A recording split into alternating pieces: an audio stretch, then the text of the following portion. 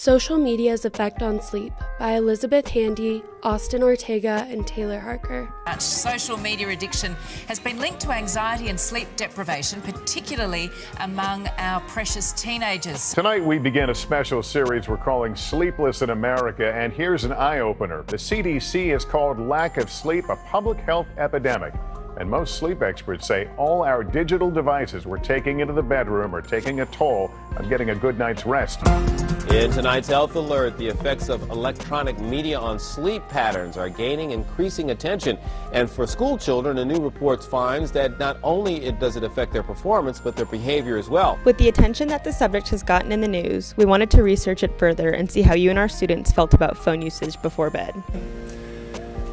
On an average night, I'm probably getting like 4 to 5 hours, something like that. By 2015, 43% of teens reported sleeping less than 7 hours a night on most nights, meaning almost half of U.S. teens are significantly sleep deprived. 100%. I am like always, if I'm in bed, I have my phone with me and I'm probably on Instagram or like Twitter or Snapchat, just going through feeds because I just can't get off of it. 90% of people between the age of 18 and 29 sleep with their phone. I do sleep with the ringer on. Sometimes it does if I get like a super late night call, but oftentimes I'll look over and just turn it off.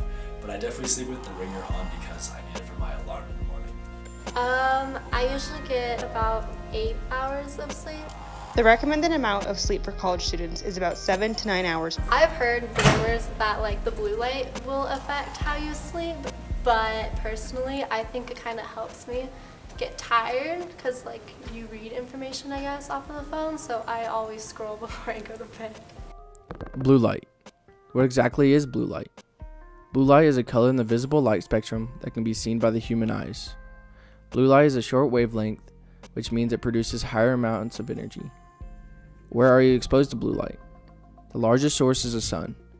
Additionally, there is fluorescent lights, compact fluorescent light bulbs, LED lights, LED televisions, and then finally computer monitors and smartphone devices.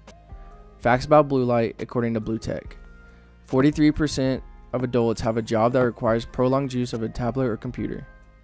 74% of teens between the ages of 12 to 17 use electronic devices occasionally. 70% of adults that use electronic devices have reported symptoms of digital eye strain. 93% of teens have access to or have a computer. Social media gives me anxiety like during the daytime when I see what everyone's doing during the day, but then at nighttime I think it kind of calms me down, I guess, because it's cool to see what everyone did with their day. On this slide, we have the beneficial effects and the harmful effects of blue light.